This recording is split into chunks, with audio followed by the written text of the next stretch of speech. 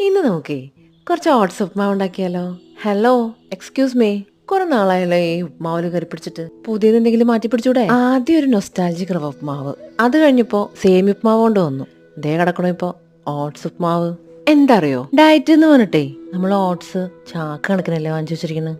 എന്ത് അത്രയ്ക്ക് അങ്ങോട്ട് തള്ളി മറിക്കണോ? അല്ല, ചാക്കിലല്ലെങ്കിലും ഒരു 3-4 പാക്കറ്റ് ഉണ്ടല്ലോ. പിന്നെ ഈ ഒരു ഐറ്റം ഇതുവരെ ആരും കഴിക്കാത്തതല്ലേ. ഇൻഗ്രീഡിയൻസ് കമന്റ് ബോക്സിൽ ഉണ്ട് കേട്ടോ. ഇതിനിപ്പോ വെള്ളം ഒഴിക്കുമ്പോഴേ ഒരു ഗ്ലാസ് ഓട്സിന് ഒരു ഗ്ലാസ് വെള്ളം. ഇനി വെള്ളത്തിന്റെ അളവെങ്ങാനും കൂടി പോവാണെങ്കിൽ വേറെ പ്രത്യേകിച്ച് കുഴപ്പമൊന്നുമില്ല. ഓട്സ് ഉപ്മാവ് ഓട്സ് പായസവും അത്രേ ഉള്ളൂ. മാത്രല്ല ഉപ്മാവല്ലേ ഇത്ര നേരം ഉണ്ടാക്കിയെന്നും ആലോചിച്ച് അന്തം വിട്ട് കുന്തം വിഴുങ്ങിയിരിക്കേണ്ടിയും വരും.